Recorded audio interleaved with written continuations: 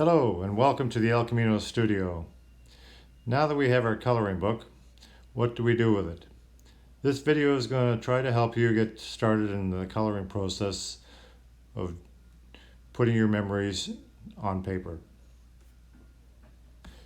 The only supplies you're going to need for doing this coloring project are a basic 24 pack of pencil crayons. You don't need to spend a lot of money on the pencil crayons in the beginning. A basic set is all you'll need. This is my original pencil crayon drawing of page 1. And this is the one we're going to be doing today, page 1 of the Camino coloring book. While you're getting your book ready, I'd like to just talk a little bit about paper. The kind of paper you use will make a big difference in the end result of your drawing. If you use too rough of a paper, you'll have a very coarse, uneven texture to your pencil crayons. If you use a paper with no tooth or very little resistance, it can get very blotchy. So I'm using drawing paper which has a medium tooth, and that'll give you a nice even finish. Another question that's always asked right at the beginning is, do I have enough colors? In this 24 pack you have more than enough colors to do the job. If you remember your color wheel from high school, you had 3 primary colors, red, blue, and yellow. By mixing and blending these 3 colors, you can get just about any color you want. It takes a little bit of work, but you can do that.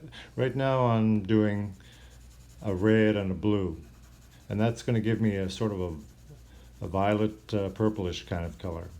But you can also use blue and yellow, and that'll give you various kinds of green. Or you can use red and yellow, and that'll give you oranges and brownish shades. So don't worry about not having the right amount of colors, because when we're going to do the drawing, you're going to do quite a bit of blending, and you'll see that you'll get the colors you want. When I was in university, one of the first color projects we did was to do a full color landscape just using the primary colors. It took quite a little bit of time to do it, but the end result came out pretty well. Well, now we're just about ready to start our drawing. So the first thing we're going to do is we're going to do the lightest shade, and that's going to be the yellow. So right now we're going to try to put a wash of yellow color over everything in the picture that's going to have yellow in it. So this is a slower process. So what you do is, you notice how I hold my pencil. I'm holding it very flat to the paper, and that allows me to use the pencil more like a brush. So I'm just draping the color over the large areas. You don't have to be too particular and exact in getting everything up to the line and very sharp. You're just basically putting a wash of color over the whole area. This first picture is a scene from the little town of Saint-Jean-Pied-de-Port, which is on the French side of the Pyrenees. This is the normal start of the Camino Francais, or the Camino de Santiago. And that bridge in the middle that's the starting point for your Camino. Thousands of people have walked over that bridge and walked all the way across Spain.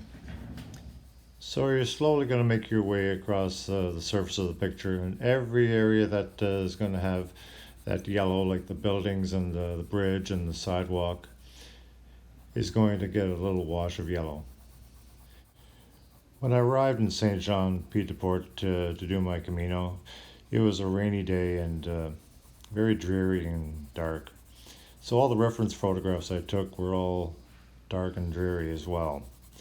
But when I had started to walk, there was about a 2-hour span where the sun was shining brightly, and the town just came alive in cheerfulness and bright and happy. So that's what I want to capture in this picture.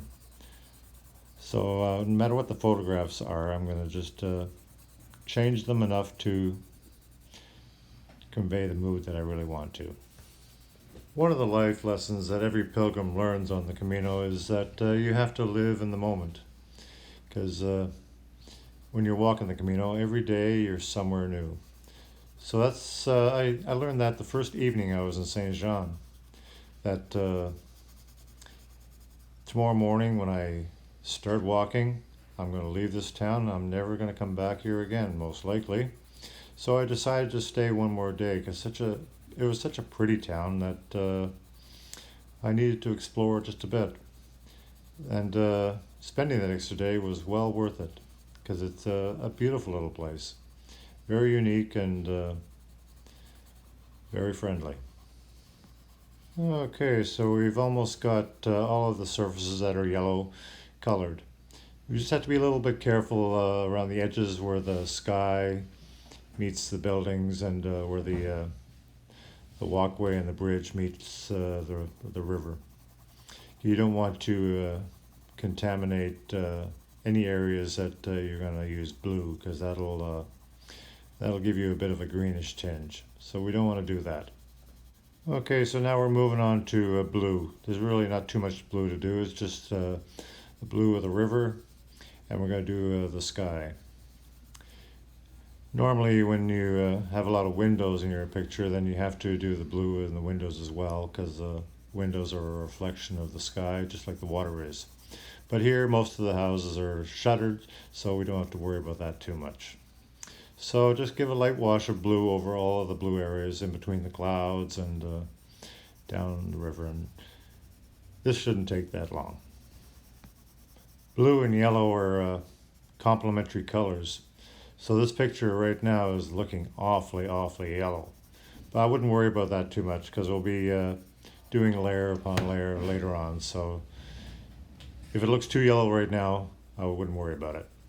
Okay, the next color we're going to use now is a very light brown. In this 24 pack of pencil crayons, I have two browns, a light and a dark. So we're going to use the light one first, and we're going to cover all the areas in the picture that are either going to be brown or orange. So that's quite a few little details. Underneath the eaves and the windows and shutters, some of the stones and the brickwork, and the shadows of the bricks on the other side of the bridge and between the buildings. So like we did with the yellow, we're just going to make our way across the picture slowly. And we don't want to work too heavy. Always work very, very light. We can always go back and add more to it later. If we go too far, then we can't erase, and it becomes very heavy. Once in a while, you're going to have to sit back and just have a look at it from a distance and see how it looks, so it doesn't get too overworked in one area, underworked in the other. There should always be a bit of a balance overall. So don't rush through this, and just take your time. A lot of people, they just want to jump into the drawing and start drawing. They draw heavy from one corner and they figure I'll finish this corner and work right across. It doesn't work that way. It's better to work on the whole drawing simultaneously, very lightly, and just step by step keep adding layers, always adding layers. And then you see the slow changes happening. Saint Jean Pied de Port literally in translation means Saint John at the foot of the pass. This is quite an old town. This was started in 1177, I believe, and it was because the original town was a few miles away, and it got razed or burned to the ground, so they rebuilt the town here. So this scene we're seeing now is, I guess, 800-900 years old. It's amazing. I came from growing up in a urban center in North America, and the oldest buildings in town were maybe 200 years old. So I really can't relate to having such ancient, old buildings. My father, he was born in Europe and he was raised there. The house he grew up in was also close to 1,000 years old. It's just amazing that the stories they could tell. Just a short walk up from this bridge is the Pilgrim's office. That's where the pilgrims, when they arrive here, they go in there and register and they get their pilgrim's passport. This passport allows them to stay in all the hostels along the way. And over these 800-900 years of that people have been doing this pilgrimage, can you just imagine the names and the faces of the people that have crossed that bridge? People like Napoleon and St. Francis of Assisi and Charlemagne. Oh, the list is endless. It's such an historic little spot. Now that we're working on all these little details, we realize how much there really is in this picture. I'm sure when you first looked at the picture, you said, it's not that much stuff in there. But now you realize that how much work it really is to cover all this area. So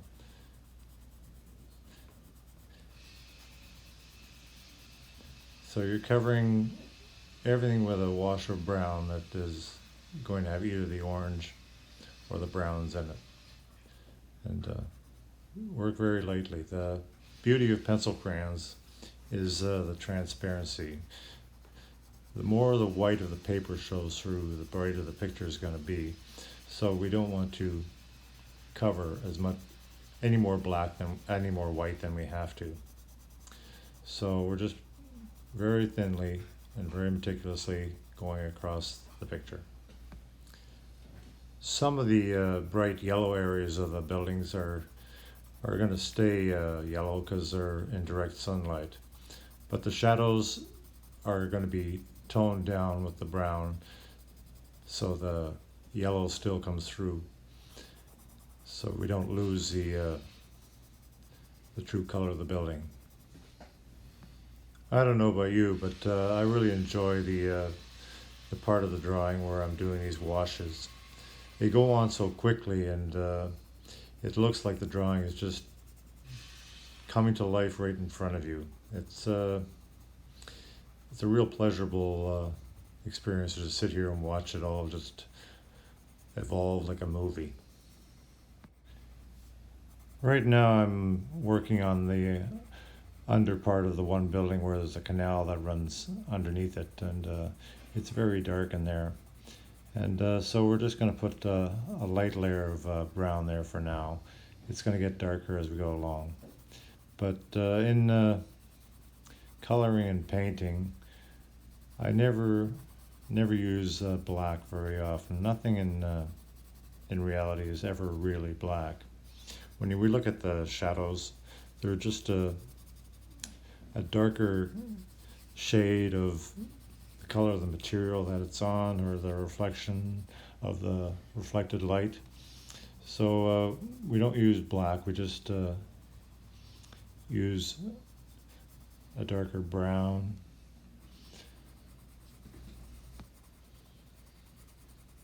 I keep stressing the point to work very lightly on your washes.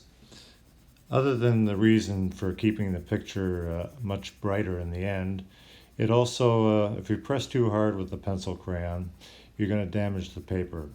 You take the texture off it and you polish it. It's called varnishing.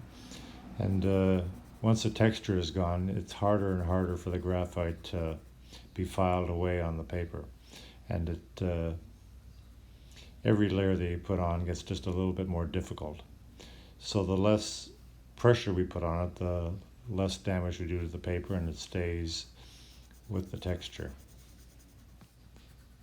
When you watch my hand, you see that I keep the pencil very, very flat to the paper.